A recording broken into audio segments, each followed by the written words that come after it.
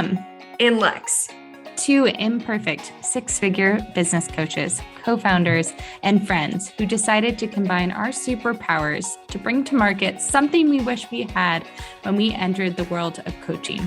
A real, non-BS, intimate, and fun community built with integrity, intention, and a few glasses of wine. In this podcast, we get real.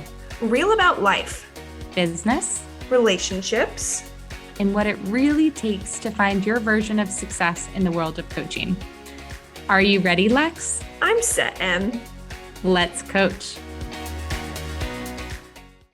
Hey, Lex, do you get annoyed with Zoom storage? All the frickin' time, man. They would always taunt me and be like, you're complete. Like, you don't have any more room available. And I'd be like, you're sweet, Zoom. I'm going to just neglect to answer those questions or follow that prompt. And then they like took action.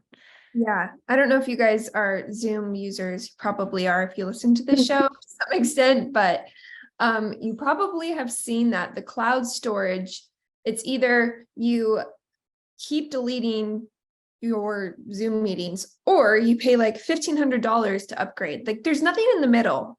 I would gladly pay, even like $20, $30 a month, whatever. But I feel like there's no middle ground. It's like all or nothing.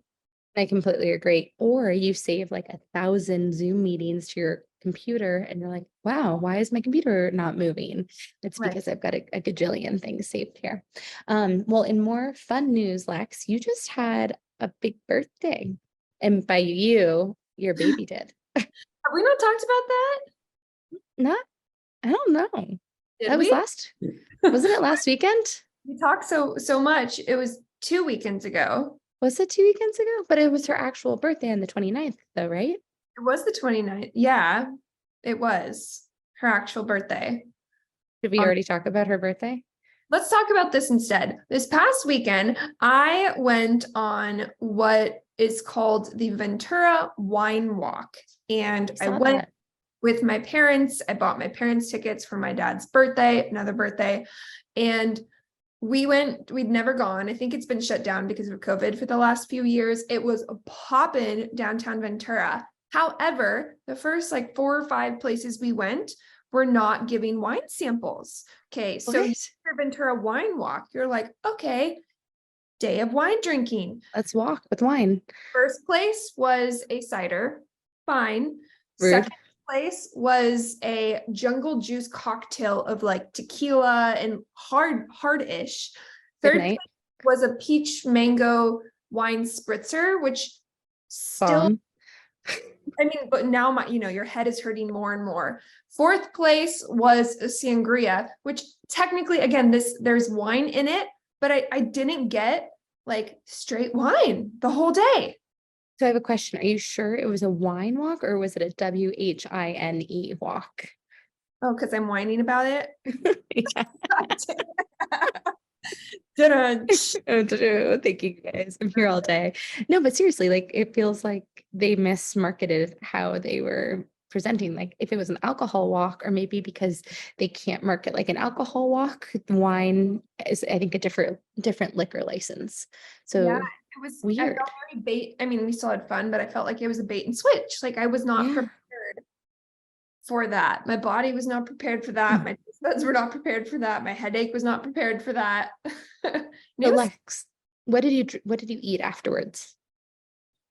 We'll see, when you start to mix all these things, the memory becomes a little more fuzzy, Emily. I can tell you what I ate before. What did I eat after? Okay. Anyways, what'd you do this weekend? What did I do this weekend? Oh, it was warm here. It was like 70 degrees. And we went to a place called Chatfield Park. We have a friend who has a boat, and that was really neat. We went on. It's funny coming from like the East Coast or California and being like, you're on a body of water. This was like a reservoir, and it wasn't super chic or sexy or whatnot, but it was so fun to be on a boat. And it was, I think, Jackson's second time on a boat, so that was cool. And then we went to Cheeseman Park, which is a big park here, and it reminded me of like Central Park, Dolores Park days where people would picnic and like play games and wear tank tops and play volleyball. So yeah, I was outside, and then it snowed the next day. So that was cool. Best of both worlds. It sounds like a lovely event. And I also went to a lovely event. And today we're talking about how to leverage events to grow your coaching business. And Emily is walking somewhere. If you're watching YouTube and there is a wine wall behind her, and where are we going? Well, I just wanted to show you the event space that I was in, actually. So I'm in a really cool event space right now at my co-working that they provide like plates and whatnot, and you can host events here. So I just had to, sorry, do the visual at the same But time. actually, I like what you did there. So again, today we're going to talk about how to leverage events to grow your coaching business.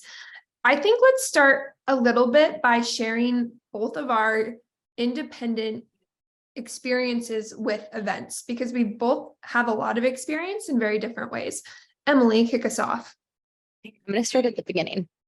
So in college, 12 years later. no, like 90 years later, I was the philanthropy chair of my sorority. I don't know if you knew this about me. Could you have won this on the?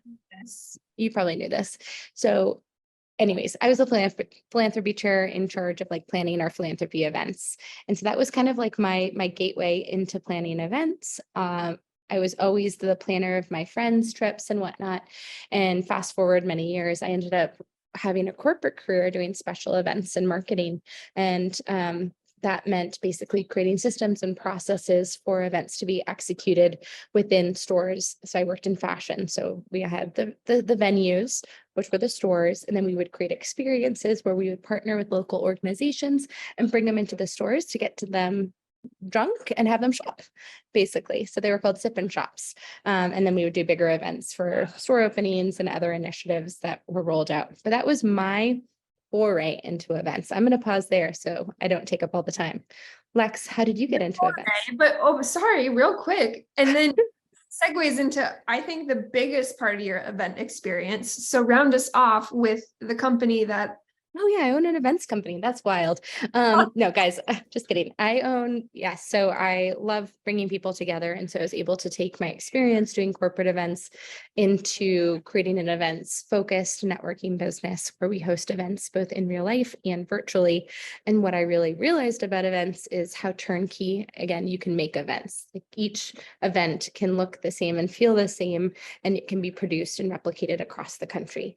So that's where my major, like probably 500, 800 plus events for 6 degrees have been hosted over the course of the last 10 years. What about you, Lex? Okay, so my background into events, I started in high school, actually, working on the events staff at a golf club. So that I didn't like plan the event, I set them up physically. Yeah, girl. Ooh.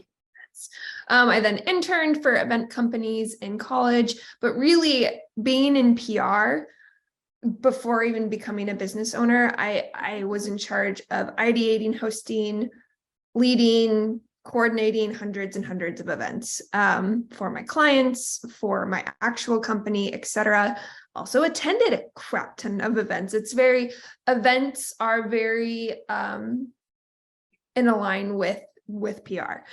Now I have obviously my own PR agency. I launched it with an event series. COVID took over.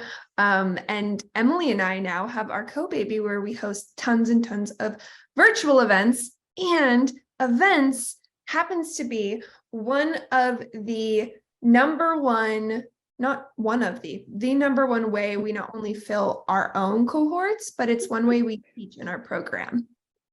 And it's also a way that we meet people to network who build referrals and so on and so forth. So you just said that, like, that's how we fill our cohort. But I want to pause there. Lex, I love hearing the background that you started in at a golf course, because I would love the visual. I have homework for you for our next podcast. I want visuals. I want like pictures of little Lex planning an event, and like I want to put it together. So YouTube watchers, you can see what you look like. I'm trying to think if I have any pictures of me at it was called Pumpkin Ridge.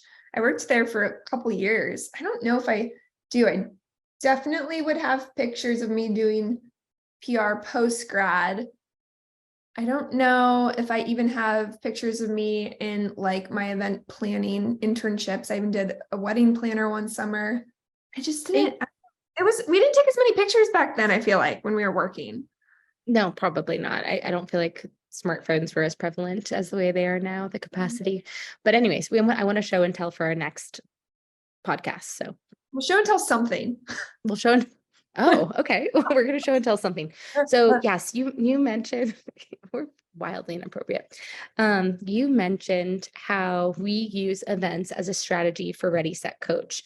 Can you talk us through what that means in terms of using an event? Is it just attending? Is it creating events? How does that work? Sure. So, Emily, how we do it ourselves is exactly how we advise our students. First and foremost, it's selecting the type of event you want to do. And think of an event.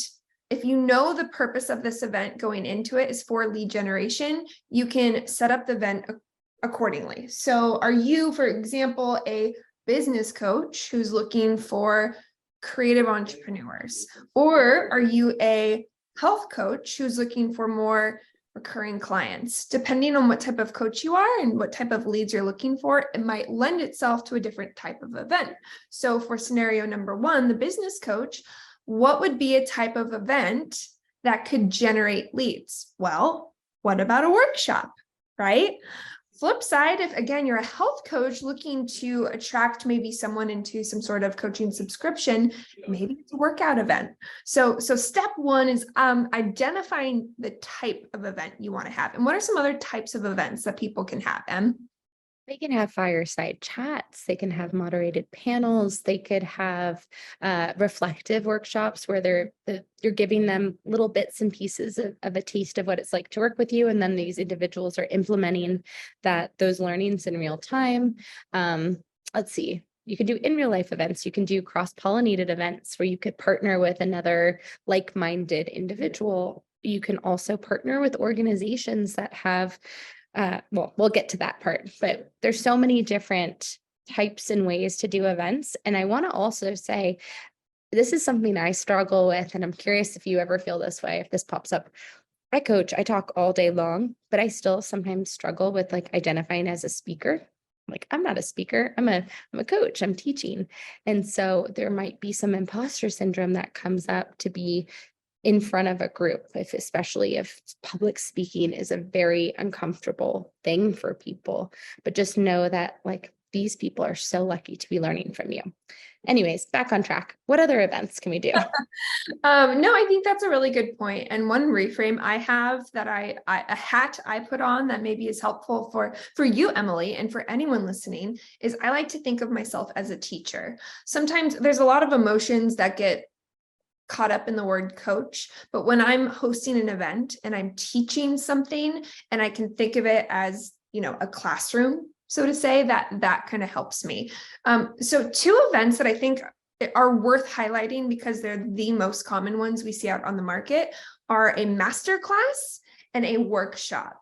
And briefly, let me just touch on what the difference might be and what the difference might look like to a consumer. A masterclass is something that generally isn't interactive.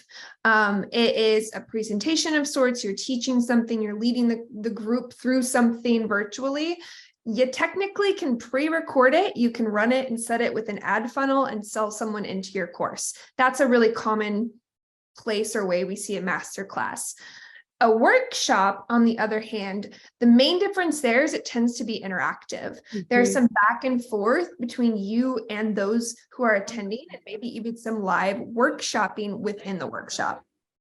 And I think that's important to become, if you're someone attending a workshop, be prepared to have your camera on and to be called on or to be engaged in some capacity. This isn't a place for you to be passive and just listening in your pajamas.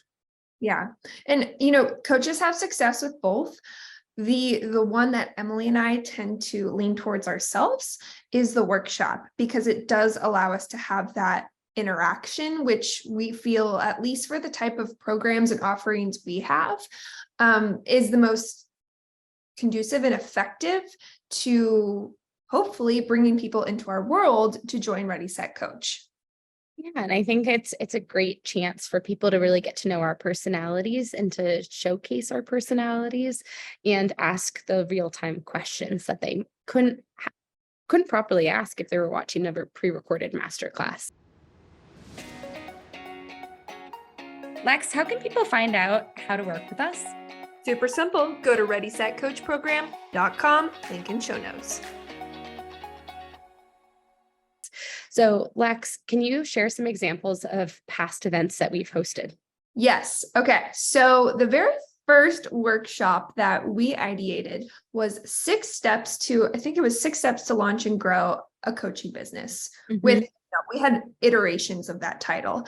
And what we did to come to that topic was we looked at all the curriculum we had outlined for Ready, Set, Coach, and we decided to give everyone a taste of each of the high level steps. We made it a free event. We promoted it on Eventbrite. It was free to come, and we blasted it in all the places. That was the very first version of our event. What are some other events we did, Em? We did a fireside chat at one point, kind of talking about our origin story, both of our origin stories getting into coaching, which I thought was really cool to provide color for people of how we both entered the coaching world in a very different way, just like we're sharing behind the scenes with this podcast. It was just a little bit more formal and structured. We've done events before where, oh my gosh, why am I blanking on all of the names of our events? Well, here's the thing, guys. If it ain't broke, don't fix it. Workshops work well for Emily and I. So we've had a variety of different topics that we've talked on, but the format has really been the same. It's a basically 30-minute workshop. There's activities throughout, followed by a live Q&A. And we've presented this in different ways, meaning we've self-hosted just on Eventbrite, partnered with other companies such as Ladies Get Paid to lead the workshop. We've been invited into masterminds to lead these workshops on these variety of different topics. And at the end of the day, however, the core formatting is the same. And I remembered a few names. I'm just going to say them really quickly: how to create a coaching revenue stream, or how to turn your passion into a profitable business. But I think the biggest takeaway that we want you to take away from this episode is we don't just leave people with information and we're like, best of luck to you. Like, I hope you do great in your coaching business. We end it with an invitation. So we give them a little bit of proof of concept. Like, this is what we teach. We bring it back to Ready, Set, Coach. This is what we teach at Ready, Set, Coach. Sometimes we'll share results of what our students have accomplished in Ready, Set, Coach. We could share testimonials we have a great testimonial from one of our grads, Alexandria, that we love sharing in these programs. So I love her video. It's so wonderful. And then we extend an invite. We let them know about our upcoming program. We let them know that there's an opportunity for them to apply. And I think this is the scariest part of a workshop. Don't you think, Lex? Well, I think we've gone back and forth on how we end our workshops 150 times, to your point, because it's hard. So like sometimes we do the hard sell, sometimes we don't. Sometimes our invitation is simply, hey guys, we're going to offer a free clarity call.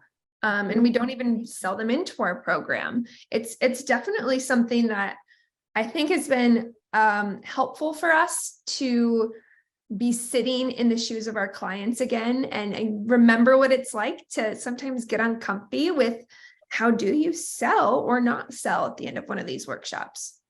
And what are you doing with this information after they walk away? So we always ensure that the people that we have met at these events are added to our newsletter. So if we didn't sell them, we send them a recap email. We let them know, and we give them reiterate the link to book a call with us.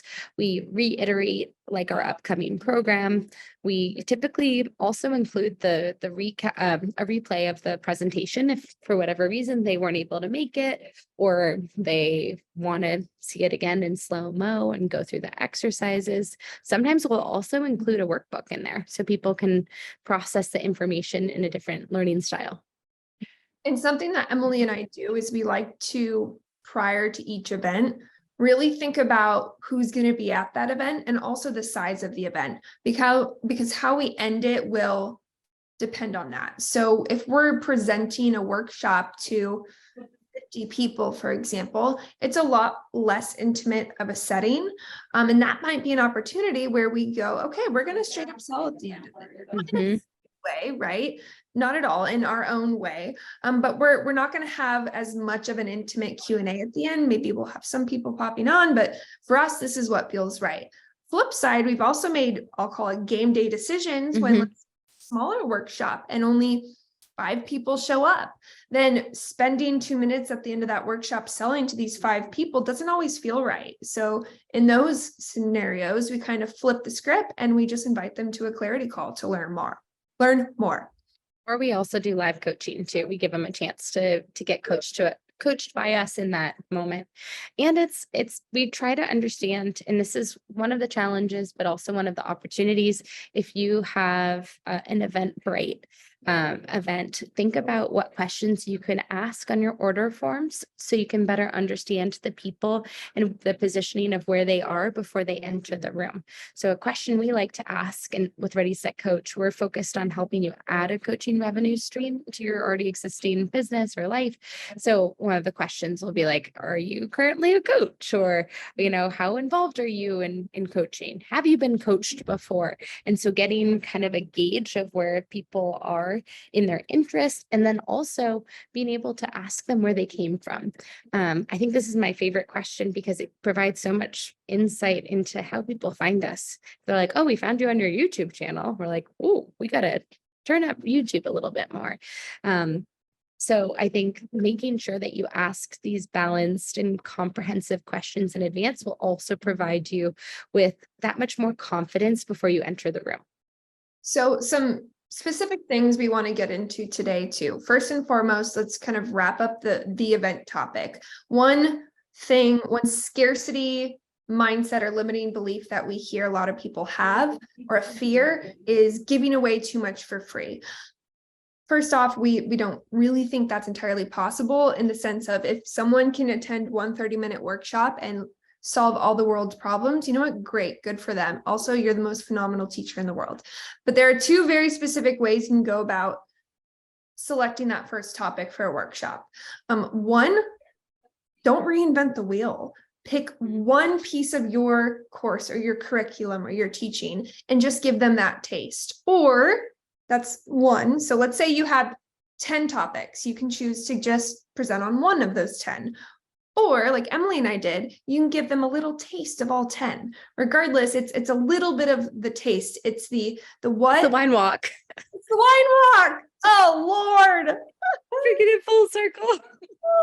Sorry. Yes, so good. I'm sorry for those.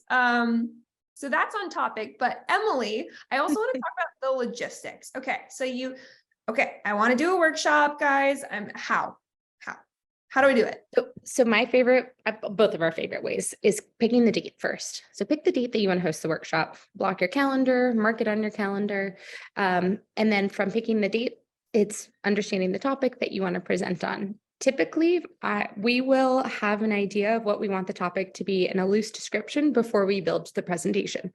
So we'll start with the topic. We'll use Eventbrite as an example. So we're going to host an event on April 14th. We're going to go to Eventbrite. We pick a time. A lot of times we'll go back and forth, and we've played around with times too. But if we know that we're targeting people that have corporate jobs and live primarily on the West Coast, we want to be cognizant of what time they are finished with their corporate job. So that's something. So you pick a time, put it on Eventbrite, put the title, and then write the description. We then create a graphic, typically using Canva, so we can make it pretty and brand appropriate, pop that in there, make that decision if you want to charge money for it or if you want to make it a free event.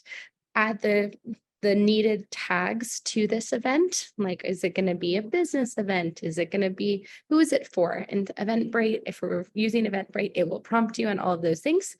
And then the next step is to take it and put it onto your website, include it in your upcoming newsletters, and create a plan of how often you want to market it out. So typically, if we have an event in 2 weeks, we'll probably send out at least two newsletters about the event, and also include it on our social media, as well as our Instagram stories. And not forget to post about it on other platforms like LinkedIn as well, and in other Facebook communities. Sorry, just communities in general. Ignore Facebook. Okay, a fantastic overview. A few things too is also decide if this is virtual or in real life.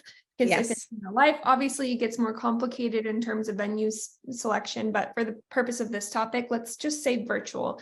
And a great and easy platform to host a virtual workshop in or on is Zoom. Zoom can also connect to Eventbrite if that is the platform you're using for promotion.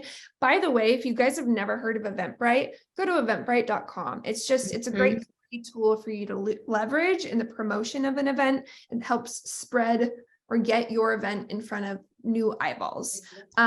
You can also host it through Facebook. There's tons of platforms out there. What are some other of there's Splash that was a big one back in the day. There's oh my gosh, what's it called?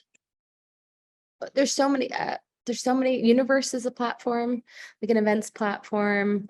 I use for my events that I host at 6 Degrees, I use WooCommerce to host our events. And so we put them directly onto the website. So the Eventbrite is great at promotion,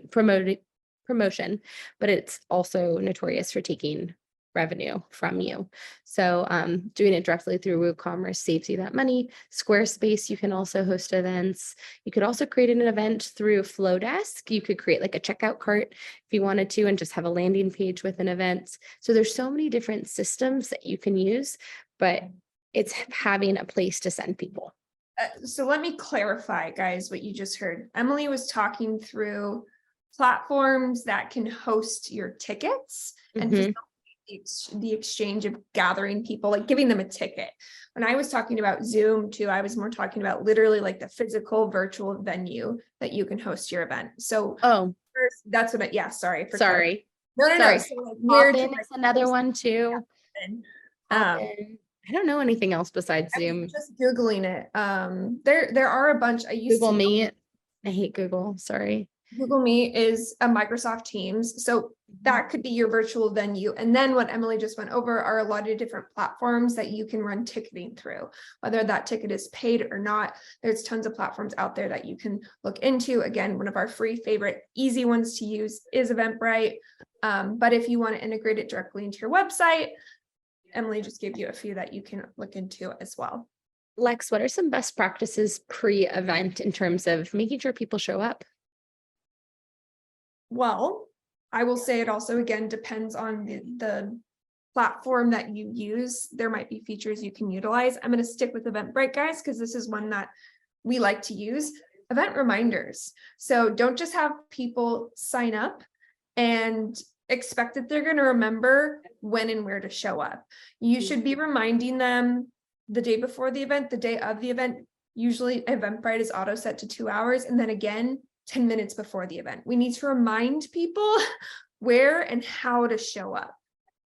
Yeah. And one of my biggest learnings with an event, both in real life and virtual, is trying to get ahead of the questions before the moments leading up to the event. So when I do an event in real life, think about, is there parking? Can I communicate how and where to park? In LA, this is probably the #1 question you will receive from an attendee of an event. Another thing too could be, is there going to be food? Am I going to be fed, or should I have dinner beforehand or plan for dinner beforehand or afterwards? Is there a dress code that you should have for the event?